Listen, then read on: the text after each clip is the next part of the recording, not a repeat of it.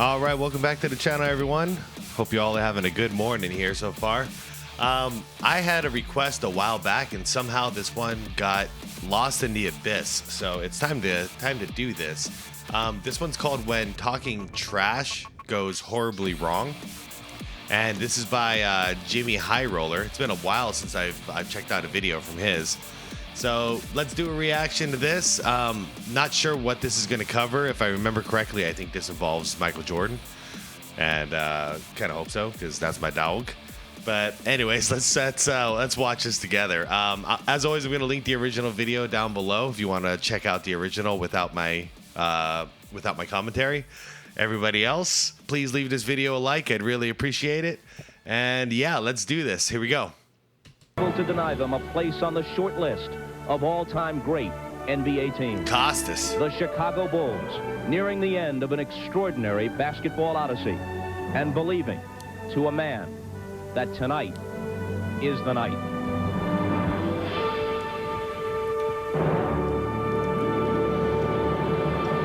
All right, so this is first repeat Bulls. End of an odyssey. I think they're playing against the old Phoenix Suns, who let people bully them around and intimidate them. We're not like that anymore. And if anybody says anything to my teammates, they're going to have to go through me. Okay. It's June 18th. Now this is going to be covering an interesting series here. My favorite team versus my favorite player. Suns versus the Bulls, 1993 NBA Finals. Charles Barkley did come out and say he's No. I actually, no, let's just watch this. I want to get my details right. But Charles Barkley was the MVP this year, and I know Michael Jordan took that personal, even though the two of them were friends. 1993, Game 5 of the NBA Finals. Game 5. The Phoenix Suns are playing the Bulls in Chicago. The reigning league MVP in Charles Barkley versus the former league MVP in Michael Jordan. The Suns are up 76-71, and things are getting heated. If the Bulls win this game, they will complete the elusive, rarely captured three-peat. If they lose this game, they have to head back to Phoenix, where Barkley and the Suns only lost 6 games over the entire season. Yeah, our Suns were no joke that year. Now, as if the championship wasn't enough motivation for Jordan and the Bulls, Michael was not too happy about losing the MVP award to Barkley. I mean, MJ only led the league in about 300 different categories, so you could say he took it personal. So as you could guess, the trash talking in this series was at an all-time high. Yeah. But in a final series featuring 2 of the best players in the entire NBA, the battle wasn't taking place between Barkley and Jordan. 45 seconds to go, third quarter. Yeah, Pippen and Barkley was a good matchup. Shove to get to that pass. Scottie Pippen knew that he couldn't muscle Charles Barkley out of the low post area. His only chance was to try and gamble and get around. Barkley 4 or 5 from the line. 23 for Barkley to give Kevin Johnson a breather. Charles continue right here to tell Scottie Pippen, you can't guard me. Every time we come down, I'm going to take you one-on-one. And they're drawing back and forth at each other. After dropping 42 points on Scottie's head in Game 2, Charles Barkley let Pippen know that there was nothing he could do to stop him. He was getting anything he wanted on offense, averaging 30 and 10 in the series and making Scottie Pippen look like a liability on defense rather than the all-NBA defender that he was. Yeah, Barkley was... The fact he didn't get a championship out of this only speaks to Michael Jordan's greatness, because not only did the guy play the best regular season we saw, but in the playoffs he was an absolute monster, and he did not choke in the finals. He elevated his game to crazy levels, but then so did Jordan. Under a minute left in the third quarter, Barkley draws a foul on Pippen in the post. Pippen can't believe it. Charles is loving it, and he lets everyone in the building know just exactly how he feels about Pippen by uttering the most disrespectful line in all of basketball. You can't guard me. Now, imagine for just a second that you are playing so out of your mind in the NBA Finals that you can say with complete confidence that one of the best defenders in the history of the NBA cannot guard you. Yeah. But Charles didn't just call out Pippen on the line in front of 19,000 people. After sinking both shots, Barkley proceeds to stalk Scottie Pippen up the entire length of the court like a damn psychopath. Yeah. So close to Scottie, you'd think he was telling the man a secret. But when another player calls you out like this on national television, you have no choice but to square that man up one-on-one. So that's what Scottie did. Oh, okay.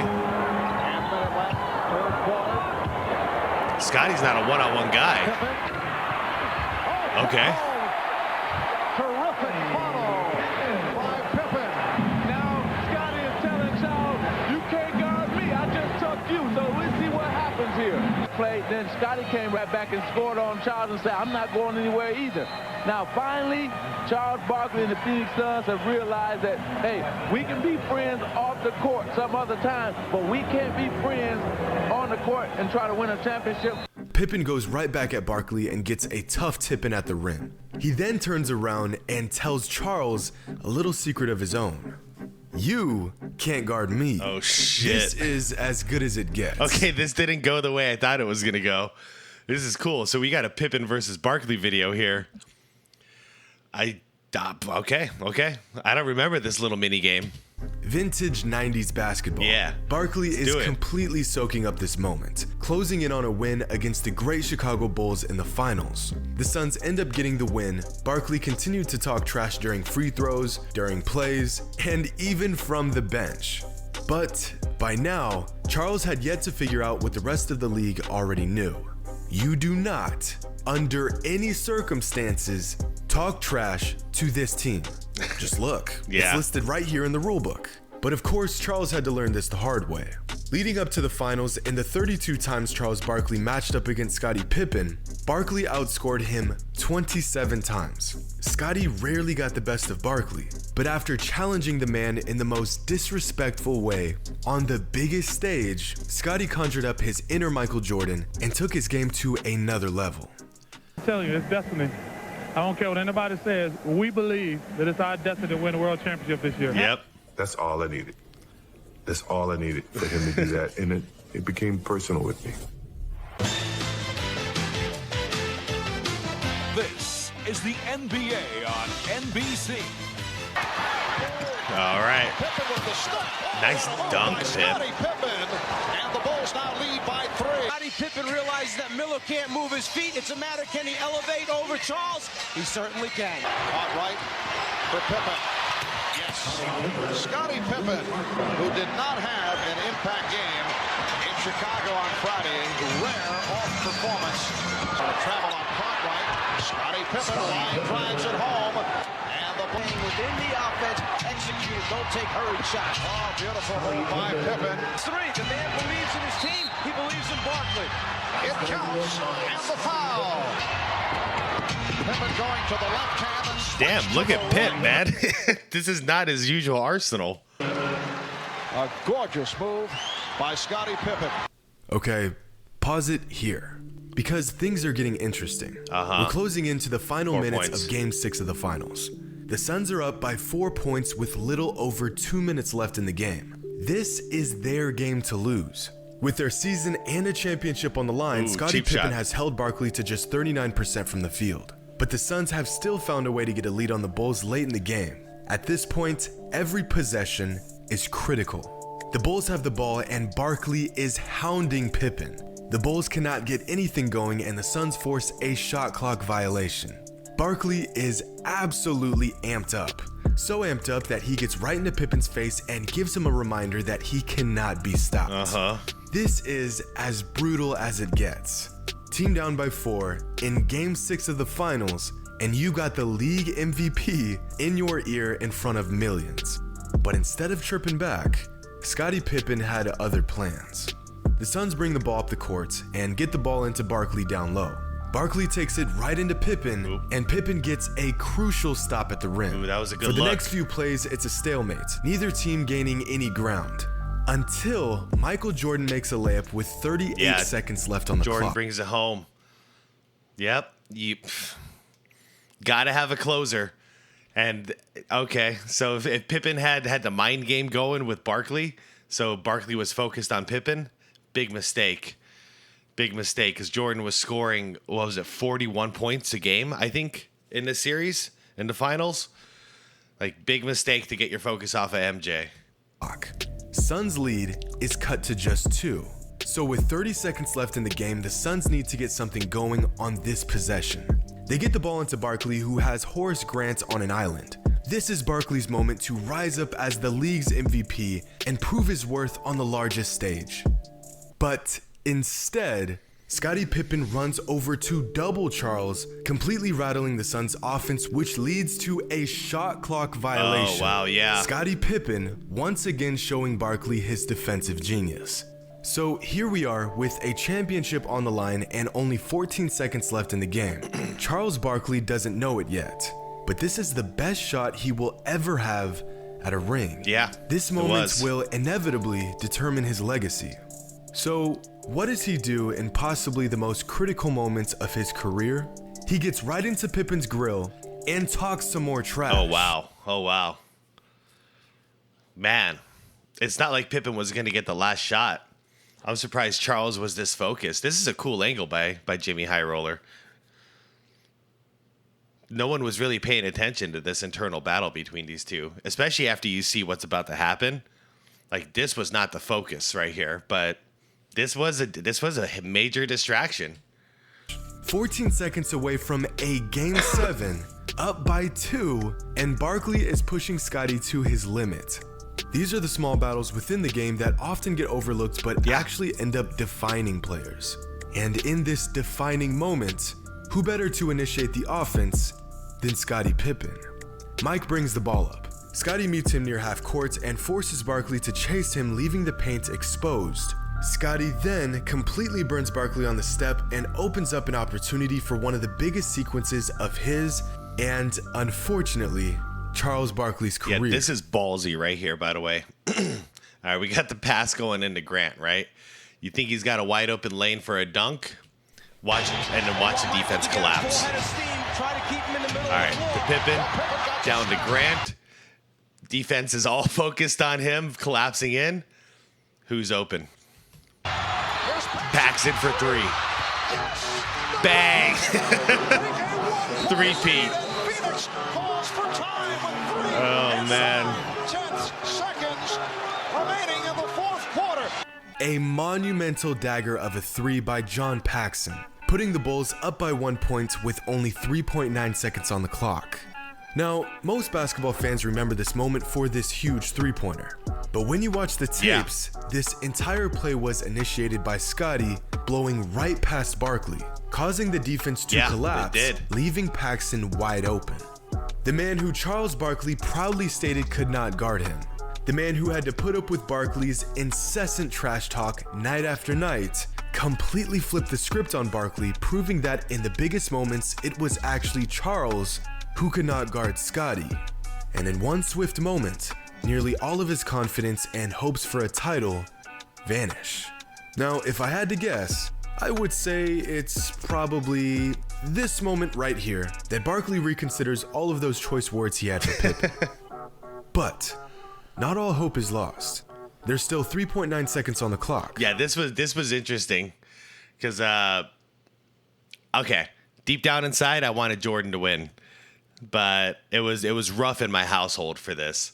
So I had to go watch on a 14-inch screen TV upstairs while everybody else was watching on the bigger TV downstairs because I was rooting for the Bulls. I was rooting for Jordan.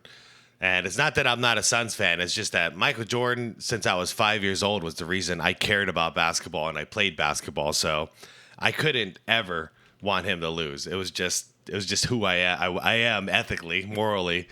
But yeah, this was hard to watch because, like, even me, like, deep down inside, I'm like, I don't want my Suns to lose, but then I don't want the Bulls, I don't want the Bulls to lose here. So I got to find out right afterwards because I celebrated and I knew what that meant. But Bulls got here with defense and then Jordan with a lot of offense, and this is how they die. Barkley and the Suns still have a chance. They inbound the ball and get it in the hands of Kevin Johnson. Yeah, my boy Kevin Johnson, KJ. Now, pay close attention. Yeah, he burned him. Right here. Johnson drives inside and forces Pippen to sag off of Barkley, leaving a wide open opportunity for a that would be a lob good alley-oop. Yeah, good call, Jimmy. pass. They've done it 1,000 times. It's the closest thing to a 1.5 seconds, though. No, I disagree. Now. That's not enough time for an alley-oop. KJ did the right thing. I'm not going to diss on KJ. He did what he had to do. It's right there. But hindsight is always 20/20. Yeah. And Horace Grant, that's what I mean by they live and die by their defense. Horace Grant gets burned, but then he recovers. There. Happens so fast. Hindsight Bang. is always 20/20. And Barkley's shot at a ring was gone. Yep. All the trash talk, all of the disrespect and mind games proving to be fatal. I mean, this tactic usually worked for Barkley. It helped lead his team to the best record in the NBA. It got him a league MVP and pushed his team to the finals. But on this night, in what would be the closest Barkley would ever come to a championship, Charles realized that while he was trying to get into Scottie Pippen's head, Scottie Pippen was quietly playing a mind game of his own. Maybe this was all part of the plan. Let Barkley talk his trash, let him win these small battles. Because while Charles had his eyes on Scottie, Scottie never took his eyes off of the prize. Hope you all enjoyed, and as always, until next time. Man, that's cool. That's cool. Oh, that was a good story. I'm glad I watched that.